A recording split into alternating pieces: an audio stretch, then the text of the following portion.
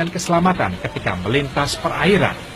Ombak tinggi mau tidak mau harus dilewati, meski dengan kapal kecil sederhana.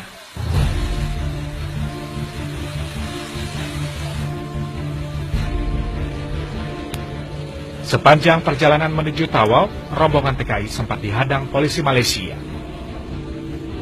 Namun kapal ini selalu lolos dari pemeriksaan. Kami menduga sudah ada uang suap yang disiapkan pemilik kapal kepada oknum petugas.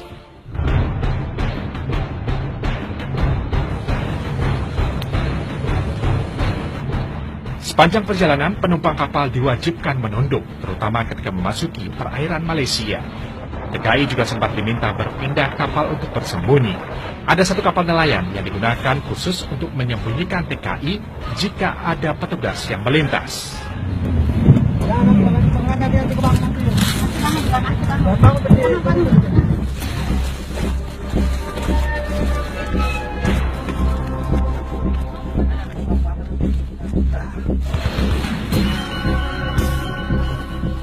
Ketika memasuki kapal nelayan untuk bersembunyi, kami bertemu banyak TKI ilegal lain yang sudah terlebih dahulu tiba.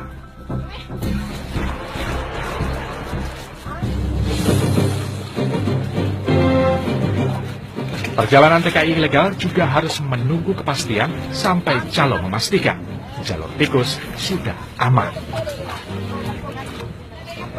Setelah dirasakan aman, barulah satu persatu TKI berpindah perahu menuju kawasan Batu di Tawau, Malaysia.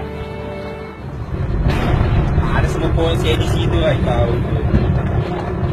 Ada saya semua di situ. Pernah lihat nggak?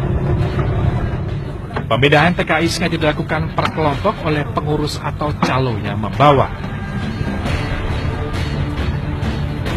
Orang Jamal keberapa sini? Hei, orang siapa ini? Jamal. Sebelum berpindah dari kapal penampungan ke perahu, TKI harus membayar terlebih dahulu. Kenapa? Lolos dari persembunyian, masih ada satu kali lagi pemeriksaan.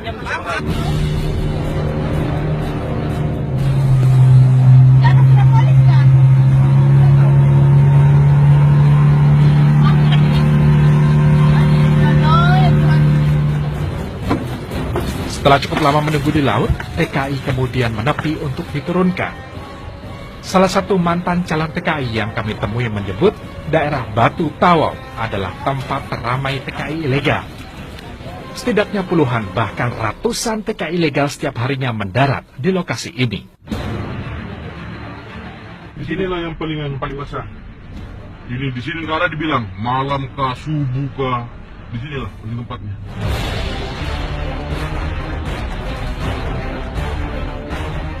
Aneh memang, padahal lokasi tempat turunnya TKI ilegal berada tepat di sebelah pelabuhan resmi Tawau.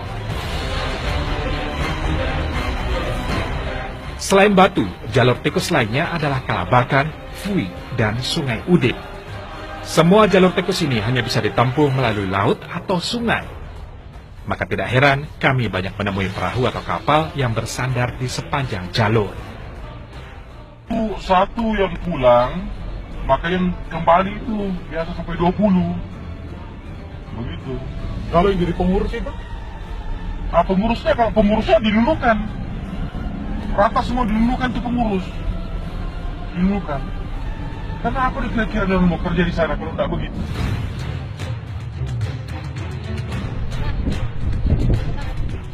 Jalur tikus memang menumbuhkan bisnis baru penyaluran TKI. Adalah TKI ilegal yang kerap menggunakan jasa calo untuk sampai ke Malaysia tanpa menggunakan surat-surat.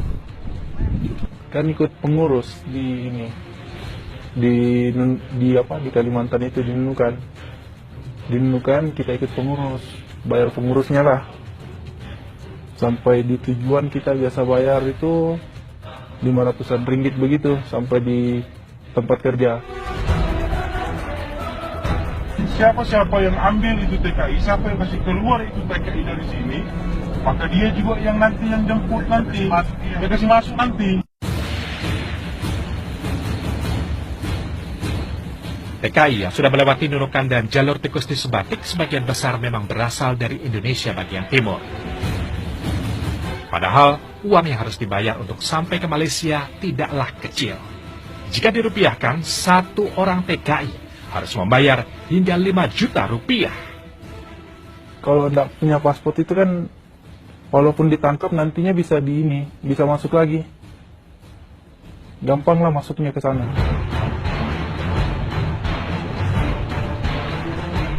Di jalur tikus ini pula lah, calo atau pengurus memiliki peran besar terhadap keluar masuknya TKI ilegal.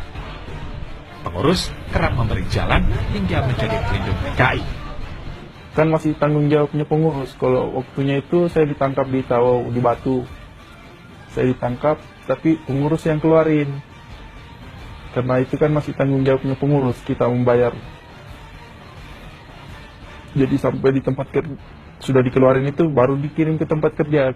Kalau di tempat kerja ditangkap, company yang urus saya bisa keluar lagi dari ini, tangkapan polis Malaysia.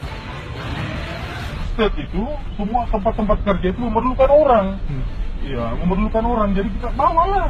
Kompani ketemuan carikan aku orang bagaimana nanti kami antar. Nanti sampai sana baru dibayar. Kita tetap dulu masuk. Nanti sampai sana baru bayar kita. Dalam sehari, calo bisa membawa TKI hingga 50 orang. Bayangkan jumlah keuntungan yang diperoleh dari jasa penyelundupan manusia ini. Jadi pengurusnya ada beberapa jenis. Ada yang memang dia fokusnya hanya pembuatan dokumen. Apa sih? Pembuatan paspor. Ada yang pengurus yang bisa mengangkut mereka. Kamu mau kemana? Pokoknya dari Nunukan sampai ke Tawau ke sini sekian. Sanggup.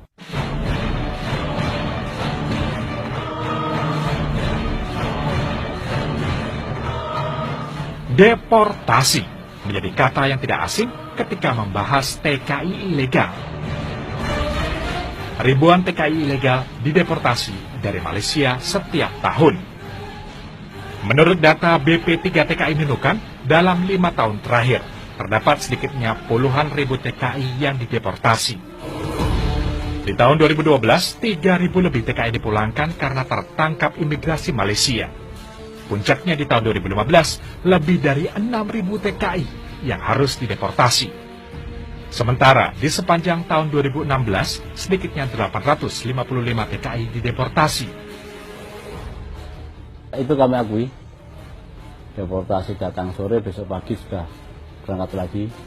Bahkan duluan deportannya daripada pengantarnya. Memang. Namun bukan berarti kami pemerintah melakukan pembiaran.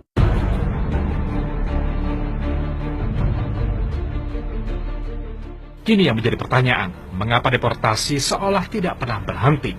Deportasi berjalan, namun TKI ilegal tetap bisa melegang masuk. Sulawesi Selatan menjadi penyumbang terbanyak hingga 9.000 lebih TKI ilegal.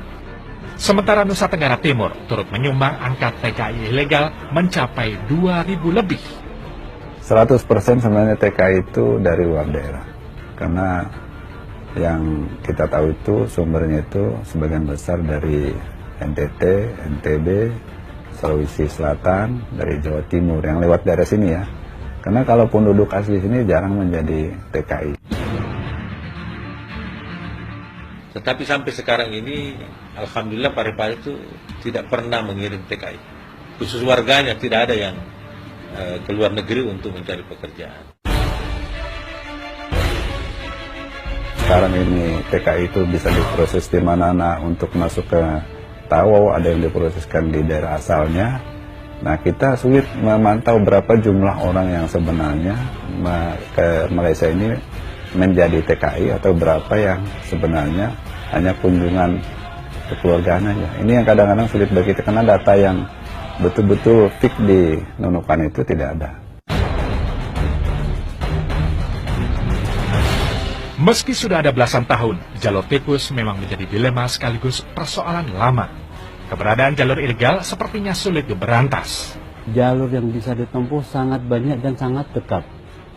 Bisa ditempuh dengan waktu yang pendek, kapanpun, jam berapapun. Mau masuk ke wilayah Malaysia dari arah mana, ke daerah mana, semua bisa ditempuh. Sulitnya menutup jalur tikus juga ditengarai karena adanya putaran uang yang sangat besar sekaligus melibatkan banyak orang.